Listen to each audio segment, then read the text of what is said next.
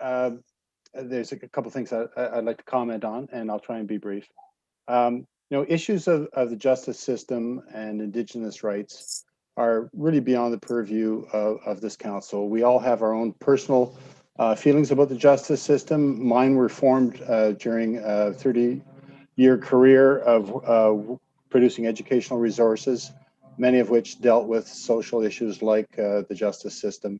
And so I'm very well aware of the deficiencies of how we deal with offenders and how we treat victims of offenses in the province. And Indigenous rights, again, I think there's very little that the municipality can do other than symbolic gestures, that we should really be putting pressure on the federal government to make good on the calls to action of the Truth and Reconciliation Commission. So as far as Victor, Victor, I'm surprised. You know, we had a fairly lengthy discussion after the March 23rd council meeting in which CAP presented. Yeah, I note that there's other people that I've had one-on-one conversations with attending tonight. Mary Therese, hello. And I think in both of those conversations with Mary Therese and Victor, I was quite clear that when I'm talking about jobs, I'm not talking about jobs that would be filled by residents. I'm talking about employees of the correctional facility. And from what I understand, the ratio is 2 to 3 employees per inmate. So if we're talking about 235 beds, I think it's rather conservative to say 500 employees will be coming into this community.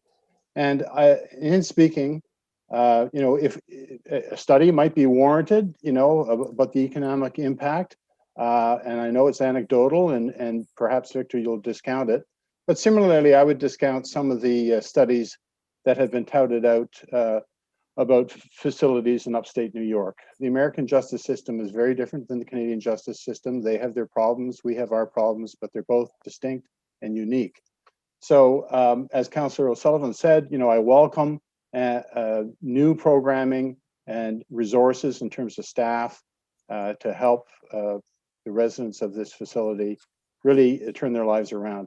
But again, Victor, 500 or more people coming into this community in daylight hours when our local businesses are ready and willing to serve them, whether it's food or gas or repairs or counseling, for example, whatever. I think it's a boon for small local businesses that have certainly struggled through COVID to remain open. And in terms of retention and expansion of those local businesses that create a lot of employment, 80% of jobs are created by small business in this community. I think it's obvious to me.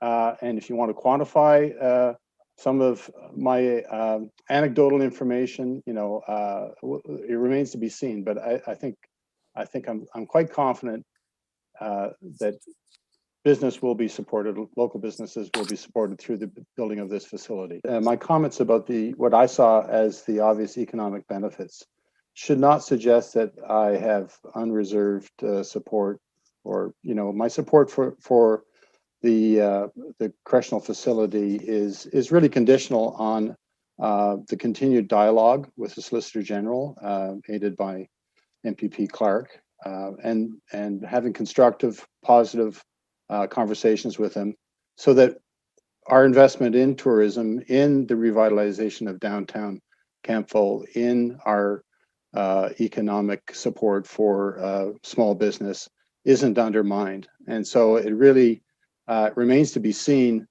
how wholeheartedly I would support the correctional facility. It's really conditional on going forward and how we resolve some of these concerns as they're expressed by the community.